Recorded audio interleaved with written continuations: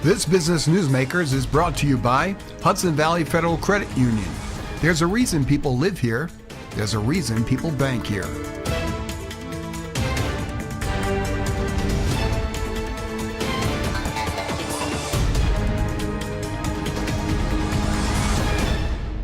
Hey everyone, welcome to this week's Business Newsmakers. We're here this week with Jerry Martin and Caitlin Martin, and we're going to be talking about Safeguard, a company that came to the Hudson Valley over 40 years ago. And so welcome you guys for being on the show today. Welcome, Frank. Thank you. Oh, thank you for being here. So Jerry, why don't I start with you? I want to start with a little bit of the history here.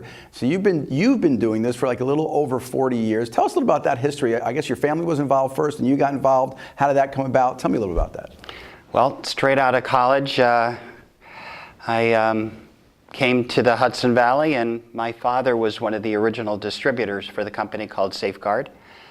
Back then, what we did is we set up one-right bookkeeping and accounting systems, and our basic customer base was getting referrals from CPAs, and they would call us up and say, go see an account and set up an accounts payable system or payroll system. So all those days are basically gone, and what Safeguard does now, 40 years later, has adapted into doing apparel, promotional items, and marketing materials and branding. So basically, it's the only job I've ever had. I tell people it's outside of being a lifeguard and a busboy, many, many years ago. I eat, sleep, drink Safeguard. So it's something I love. I mean, not everybody can say that they still enjoy work after 40 years, and I certainly do. I really do. So for you to see it go from kind of that accounting bookkeeping aspect of the business to what it is now, where you guys doing all different types of promotional products, as you said, what has that been like for you adapting to that change over the years? It really hasn't been too bad. It's been kind of a slow transition, but in the meantime, I go to Safeguard conventions, and there's always seminars on different topics. And the promotional companies will come in and talk to us about various items that are good fits for businesses. The marketing material, it's really not hard to do, and so really what we have going for us is to be able to save people from going different places for all of these different items. I mean, I say this every day, but people will go somewhere for their marketing material, their printing. They'll go somewhere else for their apparel, and they may buy some promotional items online. Everybody thinks buying online is the least expensive way to do it. It's really, really not. So I think most people would really love to be able to deal with a single source. Their artwork is in one place. If they say, Jerry, I want to be able to do this, I can always do something with the artwork to put it on a shirt, to put it on a branded item. So I think it's win-win for the customer, and it's definitely win-win for me. And my goal simply is to keep the business local. So you were telling me before we went on air that that your father was originally involved in this. So tell me a little about that kind of family history. How did he get involved? Who else was involved? And how did they drag you into it? I don't know if I was dragged into it, but let's see. My father, many years ago in Pittsfield, Massachusetts, had a little furniture store. He hated waiting for people to come into the store. It was very frustrating. And then we had a relative that actually owned the distributor for distributorship for Safeguard in New England. And he met with my dad one time and showed him this bookkeeping system that was much, much easier, and he could identify with the concept. And so he basically got rid of the business and started, he had a territory of western Massachusetts and part of New York State. And he would come down to the Poughkeepsie area once every 2 weeks from Pittsfield, Mass, and go see CPAs, and they would refer all of this business. So when I got out of college, I went to Vanderbilt, graduated in '77, and basically moved to the area and just started.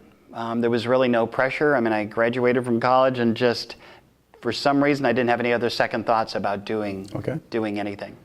When you were in college, did you picture yourself doing something else? Did you have anything in mind, or you weren't sure what you wanted to do? I just went to college to go to college. I got through what I got through and had as much fun as I could. But when I graduated, I basically, a month later, I moved to this area, and my father would come visit me. I lived at Chelsea Ridge Apartments, and interestingly, I rented my furniture for $50 a month back in those days. And I would just clean the kitchen table off and that was my office. And then eventually things got bigger and bigger, and so I have an office right now on Manchester Road in Poughkeepsie, and it's turned into a very successful business. Okay, so now your Safeguard is now in third generation. A lot of companies you'll see, like, Smith & Sons. Well, now you have your daughter involved. So tell me from your perspective, can we get her perspective on that in a second? From your perspective, how did that come about? Well, I have four kids that we're all happy seemingly doing what they were doing. I probably put it out there a few times if anybody was interested. Certainly nobody was interested in this business. Caitlin graduated from Marist and went to California to become a ski instructor. And then after that came back, worked for a nonprofit, and then she said there's really, really, really no money in what I'm doing. And then she asked that amazing question, Dad, what do you do? I really don't quite understand it. I've gotten a lot from my daughter, so I'm with you. So basically, to be honest with you, my wife was extremely supportive of hiring her, and I just had my doubts, and the way it's turned out a year and a half later is she has been amazing in business, an absolute asset to the business. She's very motivated. It's been a real success story. So here we have now, Caitlin, talking to you is you graduate, and we'll talk in a second about what you studied in school, but you graduate school and you go to be a ski instructor, and now you're involved with Safeguard. So what did you go to school for, and what did you picture yourself being, or was it always I was going to be a ski instructor? What were you kind of focusing on? I went to school for psychology and English, and when I graduated, I wasn't actually going to be a ski instructor. I just wanted to move to California and just start over and live California life, which was amazing.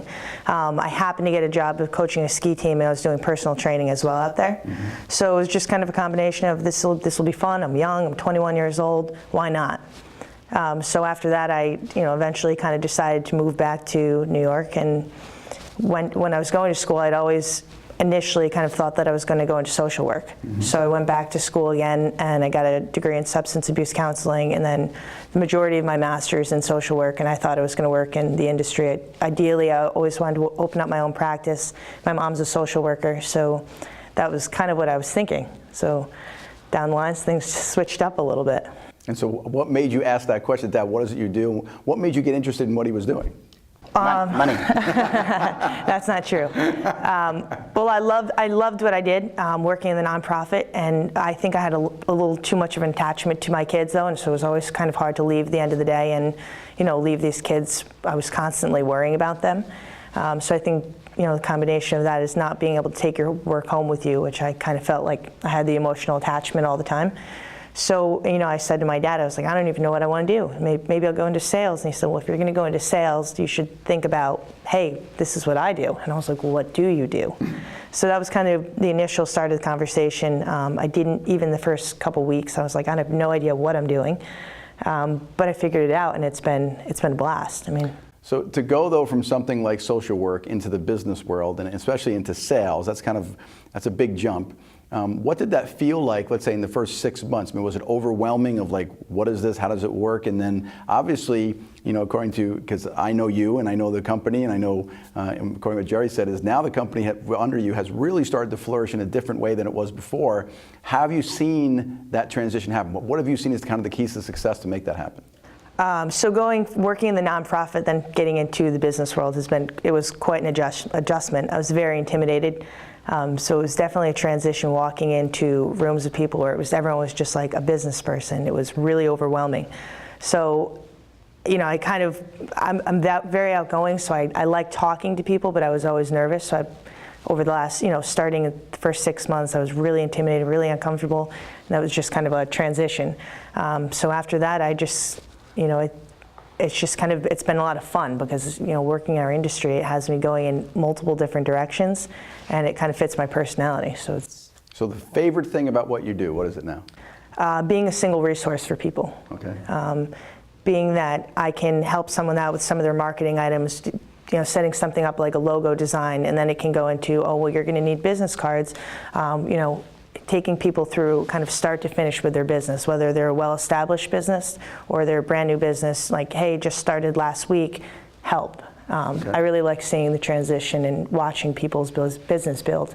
Okay, so I'm going to ask you both two of the same questions, okay? You're first. Most difficult part of working in a family business? I don't really have a direct answer to it, to be honest. I've always had a really good relationship with my dad, but we don't argue, we don't bicker. The only thing I can think of off the top of my head is he prints too much stuff out and he puts it on my desk all day. That's difficult, and I think anyone else, I wouldn't have to deal with it, but that's it. We've got a great relationship in the office and out of the office. Okay. Most difficult part of family business for you? Working, let's say having your daughter come on board. What was most difficult at the beginning, or what is it now? There really wasn't a difficult part. Good. And again, she was self-motivated. Her sphere of people that she knew is just amazing. So to be able to tap into all of those resources, and people like Caitlin, and so I think that's the real secret right there, is people like to work with people that they like. Okay, so what's the most enjoyable part of having your daughter in the business? Going for a beer after. And for you, the most enjoyable part of working with your father? The most enjoyable part is probably, coming into the office every day and knowing that I don't have, yes, he's my boss at the end of the day, but it's not like I have to, have all of these expectations. His mentality is, you do what you want to do in your business, and you're gonna succeed in whatever angle you decide to take. So it's been really fun for me to join him and go to all these conferences and go to these conventions, and seeing the way that people see him. I think just kind of growing up, not knowing too much about his business, there was so much that I just really didn't know.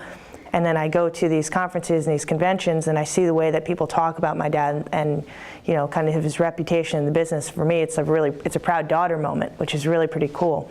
So I take that in a combination of every day I get to walk into work and I don't have there's no stress. I mean, there's typical work stress, but I'm not worried about, coworkers or my boss or anything like that. I mean, Right. it's just a lot of fun.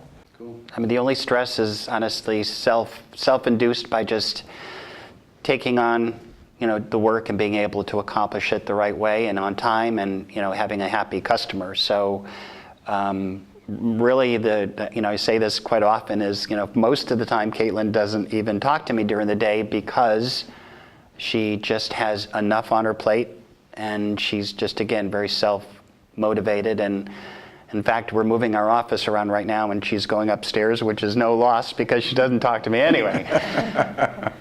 But it's great, and again, sales have been phenomenal with her being an asset to the business. So what's the most, kind of almost like final question would be, what's the most important thing you want people to know about Safeguard here in the Hudson Valley? What's something they should know that you guys can do for them, the reason why they should contact you? What do you think is the most important thing for people in the area to know about Safeguard? Caitlin first, and Jerry.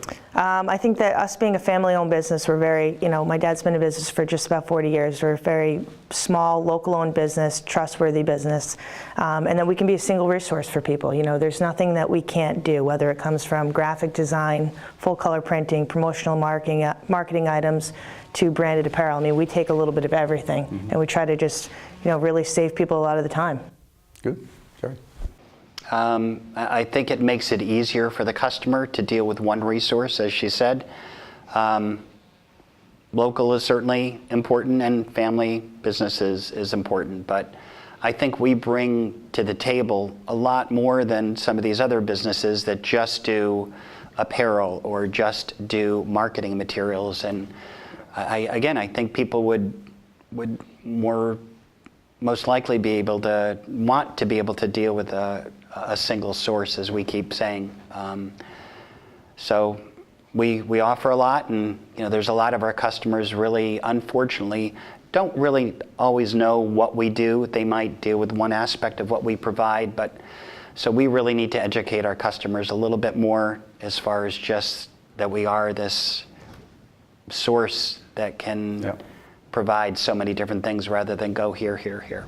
Well, I'm really happy you guys agreed to come on, because for us to have a generational business, I mean, now you're in 3 different generations of doing this, to be a company that the parent company has continued to grow and innovate and come out with new products and services for what you guys do, and then obviously you've done the same and bringing on kind of the younger generation kind of going forward, and I know the impact that you guys have had in the community, which has been phenomenal. So I thank you both for being on today. I really appreciate it. Well, thank you so much. Okay. Hey everybody, that's today's Business Newsmakers. Next week we'll have some other great guests on. Have a fantastic week.